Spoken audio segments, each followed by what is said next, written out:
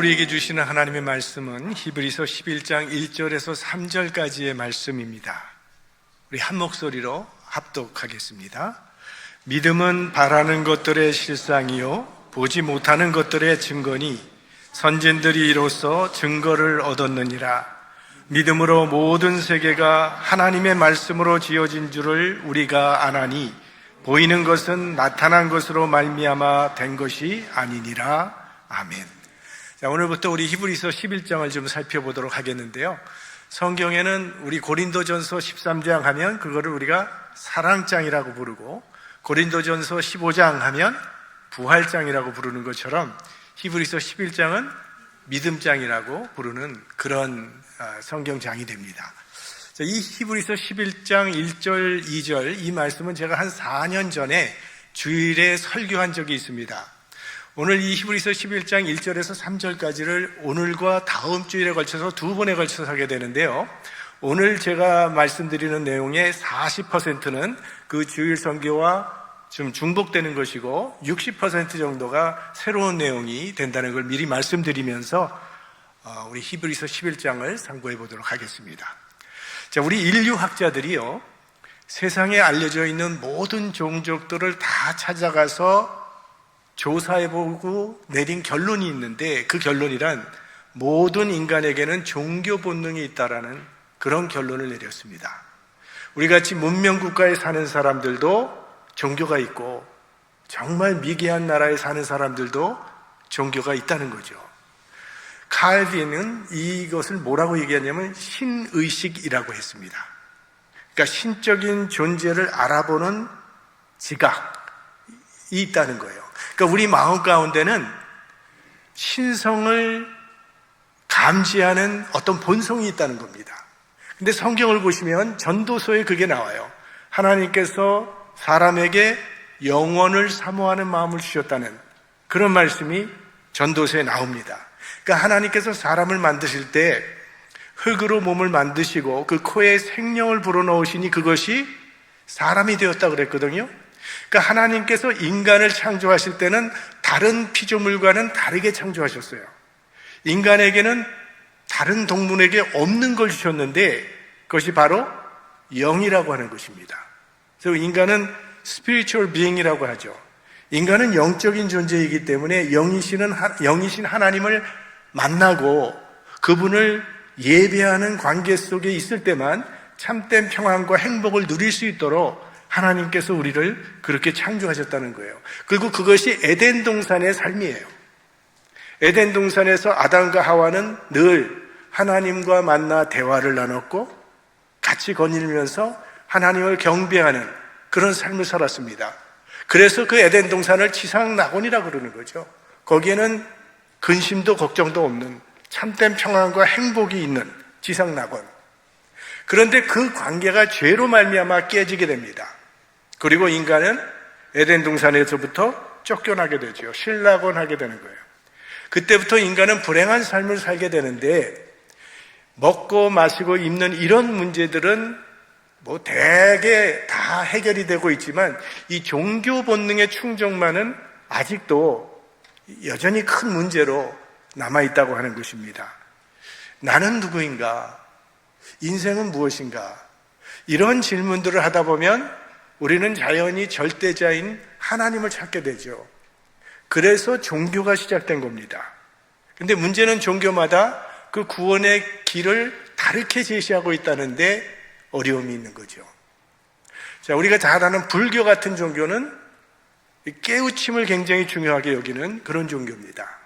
득도했다, 혹은 어떤 경지에 올랐다, 이러한 말을 많이 하게 되죠. 그런가 하면 고행을 강조하는 종교도 있습니다. 신께 가까이 나가는 방법으로 자신의 몸에 고통을 가하는 방법을 택하는데 그 고통이 심하면 심할수록 더 하나님께 가까이 갈 수 있다라고 믿는 그런 종교도 있고요. 그런가 하면 선행을 통해서 신 앞에 가까이 나갈 수 있다고 가르치는 그런 종교도 있습니다. 그러나 우리 기독교는 믿음을 강조하는 종교예요. 기독교만큼 믿음을 강조하는 종교는 이 세상에 존재하지 않습니다. 기독교의 중심이신 예수님께서 성경을 보시면 믿음을 굉장히 강조하셨거든요. 내 믿음이 너를 구원하였으니 평안히 가라. 어찌하여 두려워하느냐? 이 믿음이 적은 자들아, 너에게 겨자씨만한 믿음만 있다 할지라도 내 믿음대로 될지어다. 이런 모든 내용들을 보면 예수님께서 원하셨던 것은 믿음이었고 또 믿음을 강조하셨어요. 자, 우리들도 신앙생활하면서 이 믿음이란 말을 얼마나 자주 사용하고 있습니까?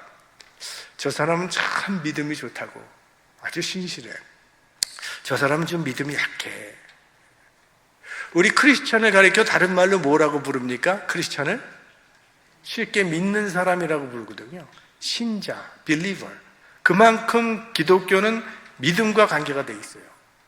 자, 이렇게 우리가 믿음이란 말을 많이 사용하고 있는데 막상 믿음이 무엇입니까? 라고 물으면 여러분 뭐라고 대답하시겠어요? 쉽게 잘 떠오르지가 않죠? 우리가 믿음에 대해서 생각할 때 또 말할 때 흔히 하게 되는 그 오해가 있습니다. 이런 오해예요. 믿음이란 믿지 못할 것을 믿는 것이 믿음이다라고 하는 생각. 맨정신으로는 도무지 믿을 수가 없어서 믿어야지, 믿어야 해, 자기를 설득해서 믿는 것이 믿음이라고 생각하는 사람들이 있는데 그건 믿음이 아니라 자기 최면이에요. 우리가 보통 장로교인들은 좀 믿습니다 이렇게 얘기하는데 순복음 계통의 사람들 뭐라고 얘기해요? 믿습니다 이런 얘기 많이 하죠. 근데 그걸 가만히 생각해보면 잘 안 믿어지니까 자기를 설득하기 위해서 좀 믿습니다 하지 않나 라는 그런 생각을 해요. 그러니까 그건 자기 최면이라고 하는 거고요. 또 다른 하나는 내가 원하는 것을 의심치 않고 믿기만 하면 그대로 이루어지는 것이 믿음이라고 생각하는 사람들이 있어요. 그거는 신념이라고 부르는 것입니다. 난 할 수 있어. 난 반드시 성공할 것이야. 이런 것은 신념이에요. 자, 여기 물이 있습니다. 이걸 한번 독약이라고 여러분 생각해 보세요. 제가 이 독약을 마시면서 나는 이걸 마셔도 절대로 안 죽는다고 마음에 한치의 의심도 없이 믿고 먹으면 죽겠어요? 안 죽겠어요? 죽었으면 좋겠어요? 죽죠, 당연히. 자신이 원하는 것이 그대로 이루어지길 바라고 믿는 것은 성경이 말하는 믿음이 아니에요. 자, 신념과 믿음을 구분하기 위해서 제가 예전에 들었던 예화지만 똑같이 한번 들어볼게요. 믿음과 신념의 차이가 무엇인가? 제가 지금 시계를 차고 있어요. 근데 여러분 중에 어떤 분이 목사님, 그 시계 제게 주실 줄로 믿습니다. 자, 이게 믿음이에요? 이건 욕심이죠. 신념이에요. 그런데 만약 제가 이렇게 얘기했다고 생각해 보세요. 여러분 가운데는 아마 정말 시계가 필요한 분이 계실지도 모르겠는데 정말 그런 분이 계시다면 오늘 예배 후에 제게 찾아와서 시계를 달라고 하면 제가 드리겠습니다. 가정입니다, 가정. 자, 이런데 이제 예배가 끝났는데 어떤 교인이 제게 찾아와서 목사님 그 시계 제게 주세요, 저 주세요 했다면 그게 믿음이에요. 무슨 얘기인가 하면 믿음에는 반드시 이전에 약속이 있어야 된다는 거예요. 약속이 있고 그 후에 따르는 게 믿음이에요.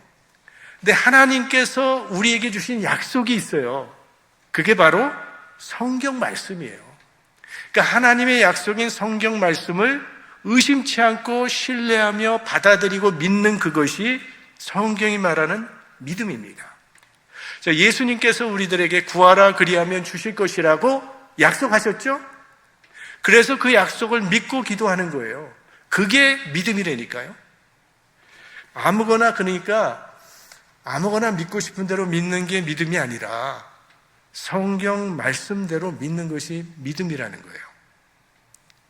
자, 하나님의 말씀, 이 약속의 말씀에는 특징이 있다고 그랬습니다. 하나님의 말씀의 특징은 하나는 영원히 변치 않는다는 거예요. 성경 말씀이 변한다면 우리가 어떻게 믿겠어요? 하나님의 말씀은 1.1획도 틀림이 없이 영원히 변하지 않습니다. 또 하나의 특징은 하나님의 약속의 말씀은요, 믿고 따르는 자에게만 효력이 있다는 점이에요. 그래서 그 구약 민수기서를 보시면 이제 출애굽한 이스라엘 백성들이 계속 문제가 뭔가 하면 이 원망하는 죄를 그렇게 많이 지어요. 모세를 원망하고, 모세를 원망한다는 것은 그 당시 하나님께서 모세를 세우셨으니까 하나님을 원망하는 또 그런 죄가 되기 때문에 하나님께서 이 이스라엘 백성들을 심판하시기 위해서 불뱀을 보냅니다. 그래서 불뱀에 물려서 고통당하면서 죽어가게 돼요. 그때 모세가 하나님께 이스라엘 백성들을 위해서 기도하잖아요. 하나님, 이들의 죄를 용서해 달라고. 그때 하나님께서 모세의 기도를 들어주시고 모세에게 그들을 구원할 수 있는 방법을 하나 가르쳐 주시는데, 놋뱀을 만들어서 높은 장대 위에 달라. 그러면 그걸 바라보는 자는 불뱀에 물렸다 할지라도 살아날 것이다. 그래서 모세가 부지런히 놋뱀을 만들어서 장대 위에 달고 불뱀으로 고통당하며 죽어가는 이스라엘 백성들을 향하여 외치잖아요. 여러분, 이 장대 위에 달려있는 놋뱀을 보십시오. 그러면 살아날 것입니다. 자, 모세가 이렇게 외쳤을 때 백성들의 반응은 두 가지로 나타납니다. 끝까지 고집을 부리고 바라보지 않은 목이 곧은 백성들은 다 죽었어요. 아니, 내가 지금 불뱀에 물려 죽어가고 있는데, 내 몸에 독이 퍼져가고 있는데 해독제를 줄 것이지 뭐 놋뱀을 바라보라, 뭔 말도 안 되는 말을 하느냐고 불평하며 쳐다보지 않았던 사람은 다 죽었어요. 그러나 모세의 말씀, 그 하나님의 말씀대로 놋뱀을 바라보는 자는 모두 구원을 받았습니다. 자, 그러면 도대체 이 놋뱀에는 무슨 능력이 있길래 그걸 바라보기만 하면 죽던 자도 살아나는 것인가? 놋뱀에 무슨 능력이 있었을까요? 그건 아무도 모르는 거예요. 다만 하나님이 그렇다고 하시니까 그대로 믿는 것뿐입니다. 그게 놋뱀의 구원의 사건이에요. 근데 그게 바로 십자가의 사건이라는 거예요. 2000년 전에 십자가에 돌아가신 예수님을 구주로 믿으면 죄 사함 받고 구원을 받는다고 하는 이 십자가의 구원의 도는요, 세상의 논리로는 설명이 불가능한 거예요. 그건 우리가 이해할 수 없는 하나님의 신비예요. 그러나 믿으면 구원 받는다는 거예요. 그게 믿음이에요. 성경은 왜 그렇게도 믿음을 강조하는 것일까요? 믿음은 하나님의 약속을 내 삶 가운데 이루어지게 하는 능력이 되기 때문이에요. 그래서 믿음을 강조하는 겁니다. 자, 히브리서 11장 6절, 나중에 같이 볼 말씀이지만 함께 합독하겠습니다. 믿음이 없이는 기쁘시게 못하나니 하나님께 나아가는 자는 반드시 그가 계신 것과 또한 그가 자기를 찾는 자들에게 상 주시는 이심을 믿어야 할지니라. 하나님께 나아갈 수 있는 길을 제시하는데, 하나님께 나아갈 수 있는 길은 인간의 행위나 인간의 선행이나 공로가 아니라고 지금 말하고 있어요. 오직 믿음이라고 얘기하고 있잖아요. 믿음이 아니면 하나님을 기쁘시게 할 수 없다고 하고, 하나님께 나아가는 자는 반드시 그가 계신 것을 믿는 믿음이 있어야 할지니라. 그러니까 하나님과의 관계는요, 믿음으로 연결하는 거예요. 자, 여기까지가 이제 예전에 제가 했던 설교의 내용의 중복이고요. 이제부터 좀 새로운 내용을 말씀드리겠는데, 지금까지 제가 말씀드린 거 거의 다 기억나세요? 예, 아무튼. 자, 믿음에는 세 가지 차원이 있다라고 설명을 합니다. 믿음의 첫 번째 차원은요, 하나님을 아는 것이에요. Knowing God. 그러니까 믿음은 지식을 토대로 하는 거예요. 아무것도 모르고 무조건 믿는 그런 맹목적인 믿음이 아니라는 것이죠. 근데 여러분 생각해 보면 세상 모든 사람이 다 이 믿음을 가지고 있는 겁니다. 여러분이 지금 의자에 앉아 있는 것은 의자에 앉는 것이 안전하다고 믿기 때문에 앉는 거예요. 신호등이 파란불이 되면 가도 안전하다고 믿기 때문에 가는 거고요. 돈이라고 하는 것은 그저 종이장 하나에 불과하지만 이것으로 물건을 살 수 있다고 생각하기 때문에, 믿기 때문에 사용하는 거고요. 자, 이렇게 우리의 믿음의 대상이 사물일 때는 좀 간단하지만 이것이 인간이 될 땐, 우리의 믿음의 대상이 인간이 될 때는요, 좀 복잡해집니다. 자, 여기 송 집사님이 앉아 있는데, 나는 우리 송지열 집사님을 압니다 라고 할 때, 그 안다라고 하는 의미가 정도의 차이가 굉장히 많이 나요. 나는 그저 인사하는 정도로 압니다 라는 그런 뜻이 될 수도 있고요. 아, 나는 저 친구와 중마고우야, 어릴 때부터 같이 알고 자라났던 그런 사이라고 알 수도 있고요. 난 직장 동료 정도로 알 수 있고, 우리 송 집사님처럼 난 부부관계로 송재월 집사님을 안다고 말할 수 있는, 그러니까 이 정도의 차이가 상당히 달라지는데, 믿음의 대상이 인간이 아니라 눈에 보이지 않는 하나님일 때는 이게 더 복잡해집니다. 우리가 어느 정도 알 때 정말 믿음이 있다고 말할 수 있는 것일까요?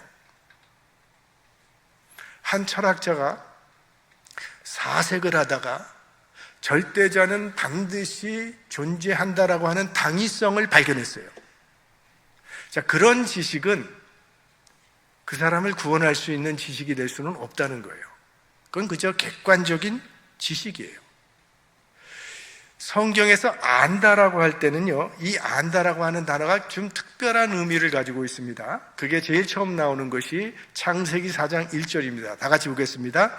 아담이 그 아내 하와와 동침하매 하와가 잉태하여 가인을 낳고, 여기 동침하매라고 하는 단어를 영어 성경을 보면 어떻게 나왔냐 하면 아담 knew Eve 이렇게 나와요. 아담이 이브를 알았다 라고 나와 있어요. 그랬더니 잉태하여 가인을 낳았다가 되는 거고요. 이걸 히브리어로 보면 동침하매라고 하는 단어가 야다라고 하는 단어가 나오는데요, 이게 안다라는 단어예요. 그래서 히브리어로 보면 아담 야다 엣 하와 이렇게 돼요. 아담이 하와를 알았다, 그랬더니 잉태하여 가인을 낳았다. 그러니까 이 안다라는 단어를 우리 한글말 성경에는 동침하매라고 하는 단어로 번역을 한 거예요. 그러니까 성경에서 안다라고 하는 그 단어는요, 단순히 머리로 아는 지식이 아니라 경험을 근거로 해서 아는 것을 의미하는 거예요. 그러니까 마치 부부가 아는 것처럼의 아는 것을 안다라는 그런 의미로 해석을 합니다. 자, 그 랍비의 교훈 중에 이러한 교훈이 나옵니다. 머리가 둘 달린 아이가 나왔어요.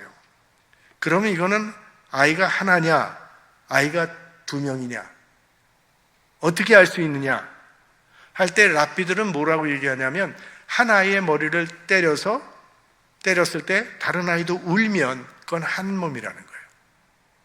그건 무슨 얘기예요? 경험적으로 안다는 거죠. 근데 울지 않으면 그건 두 명이 된다는 거죠. 그러니까 그러니까 경험적으로 알아야 된다는 그 안다라는 단어를 그렇게 설명할 수 있고요. 또 우리 아기들을 보면 아기들이 엄마를 참 잘 알아봐요.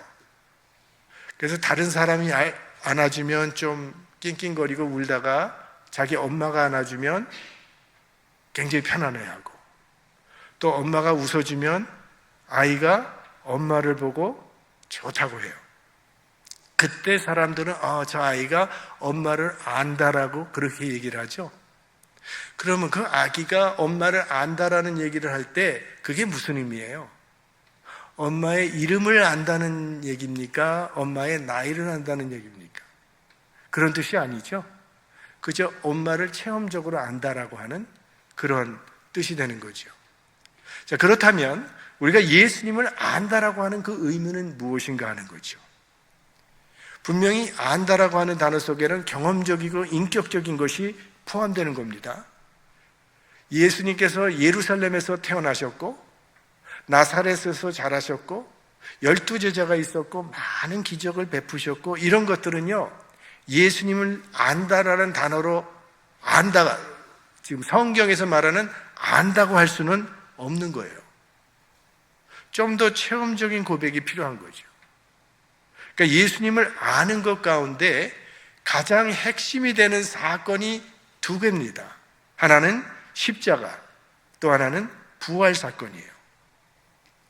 십자가와 부활에 믿음이 없는 사람을 우리는 크리스천이라고 말할 수 없습니다.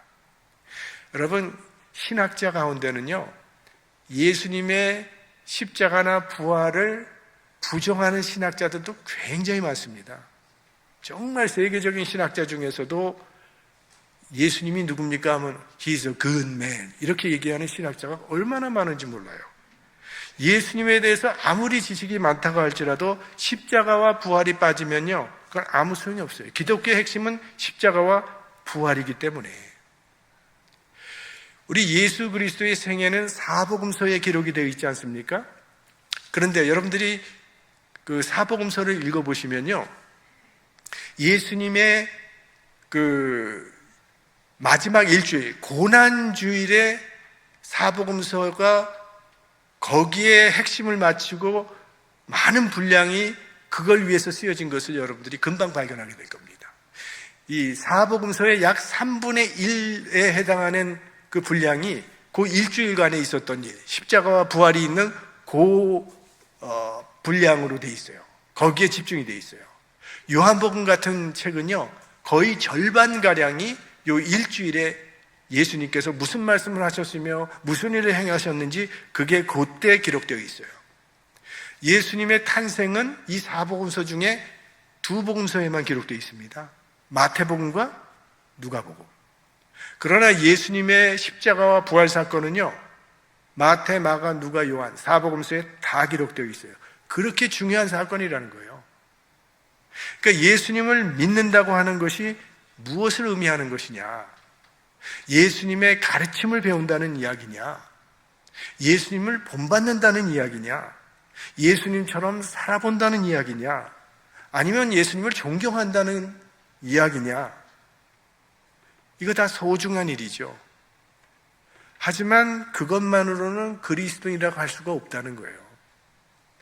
우리가 잘 아는 간디 같은 사람, 간디는 예수님의 교훈을 정말 사랑했던 사람입니다. 그래서 이 성경 말씀을, 특별히 이 산상수훈 말씀을 늘 묵상했던 사람이에요. 이 간디의 비폭력 무저항주의 사상은요, 예수님으로부터 영향을 받은 것이라고 사람들이 이야기를 합니다. 그러나 우리가 간디를 크리스천이라고 부르지 않잖아요.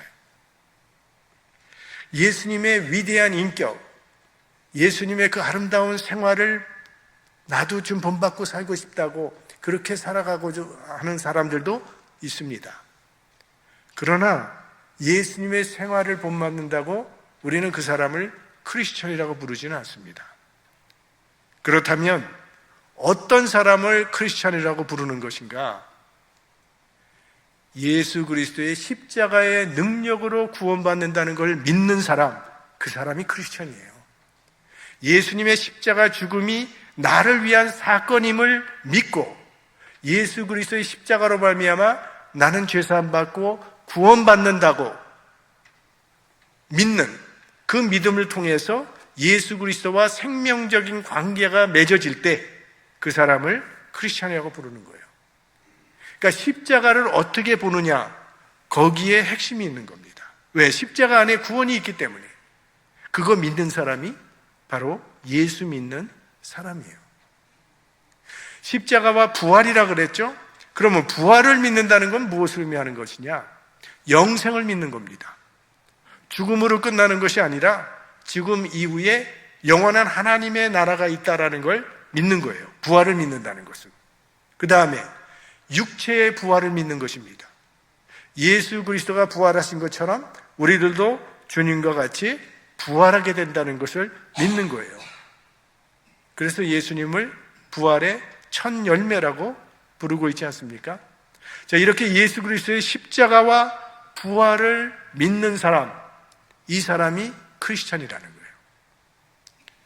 자, 그리고 믿음의 이제 또 두 번째 차원, 그거는 하나님을 의지하는 것, 신뢰하는 것, trusting God.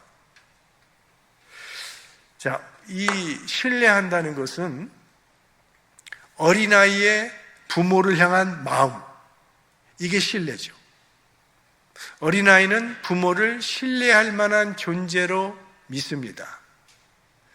우리 아들이 어렸을 때는 제가 집에 들어오면 얘가 아빠 하면서 층계에서 몸을 날렸어요. 저를 향해서. 왜? 제가 틀림없이 받아줄 것이라고 믿었기 때문에 제가 피할 것이라고 도저히 생각을 안 한 거죠. 여러분, 그런 연습들 해보지 않았습니까? 우리의 믿음을 기르기 위해서 뒤에 사람이 있는데 나는 그대로 뒤로 쓰러져 보는 것, 그 사람이 받아줄 것을 믿고 쓰러져 보는 것, 그게 바로 신뢰죠.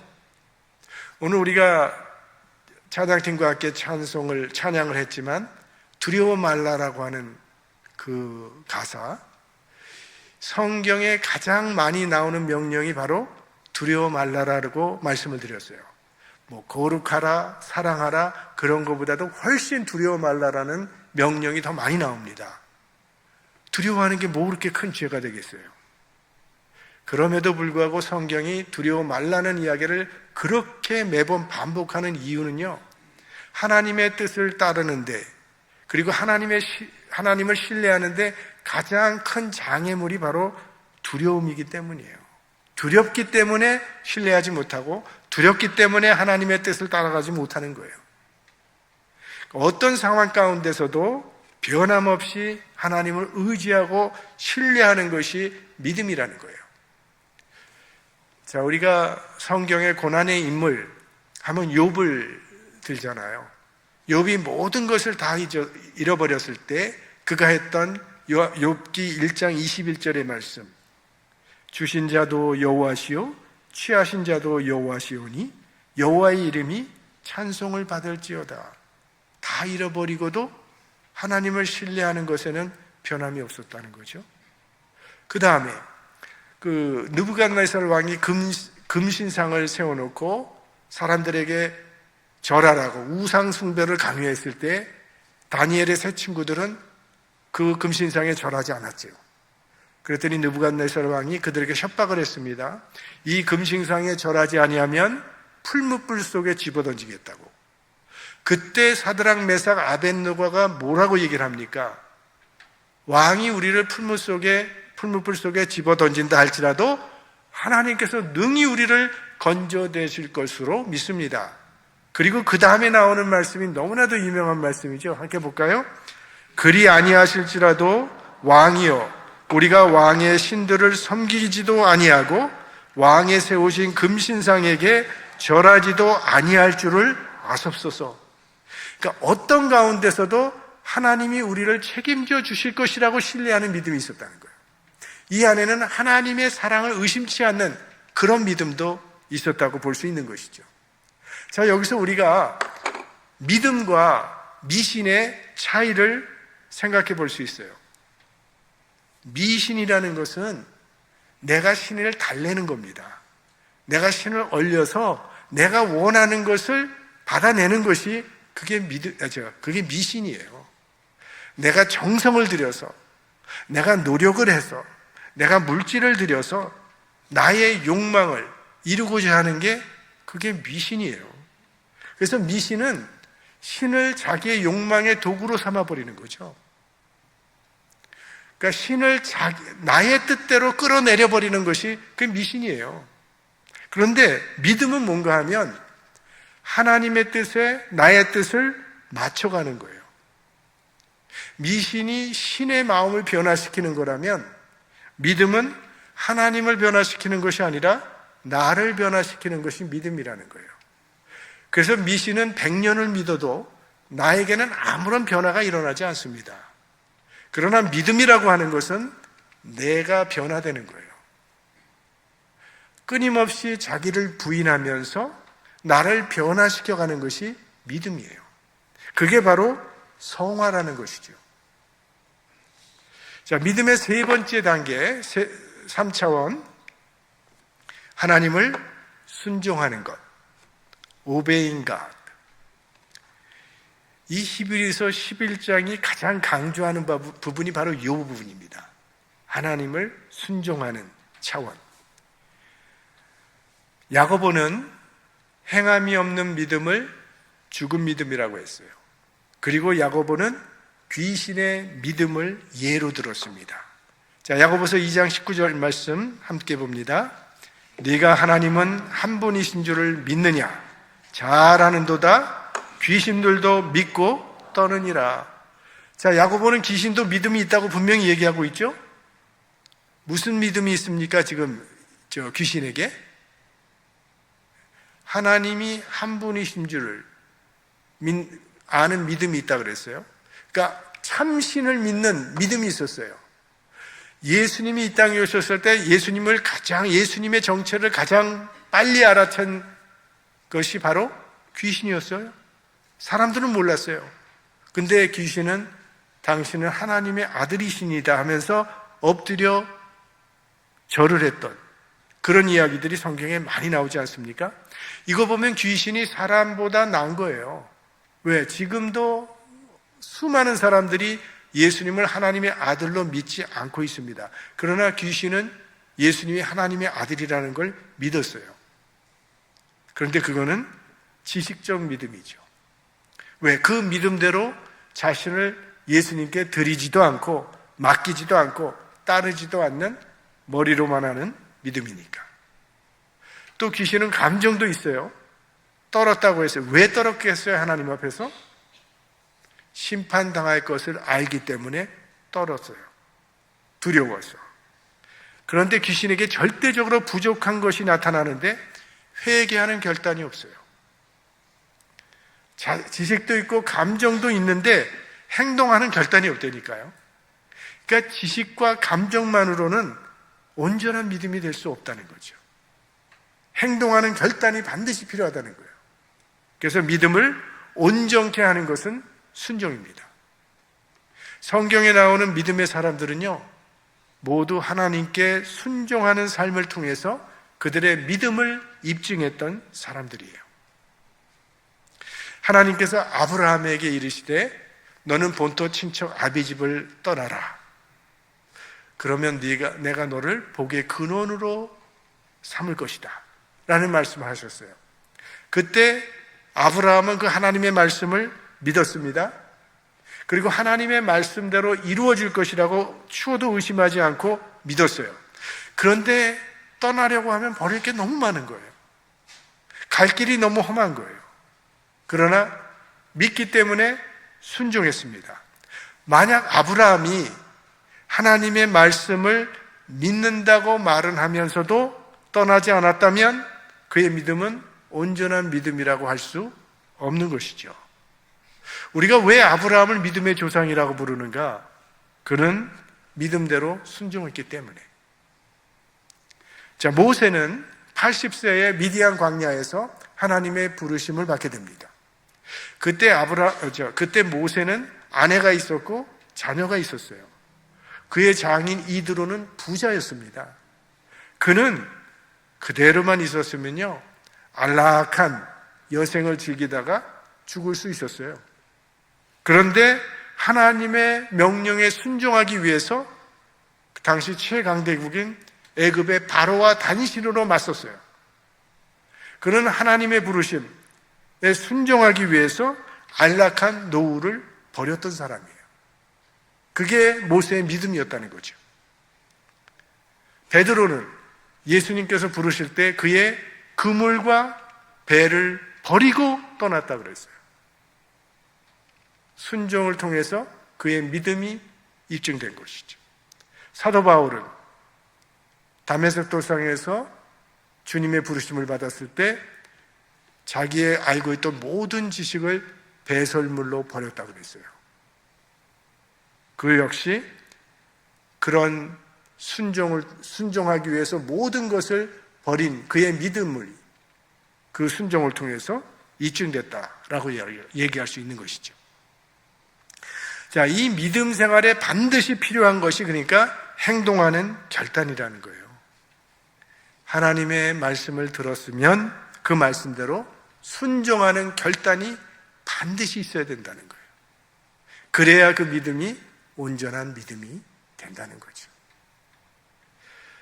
어떤 목사님이 자기 교인의 성경책을 보니까 그 성경책에 깨알만한 글씨로 T 하고 P자가 써 있는 걸 봤어요.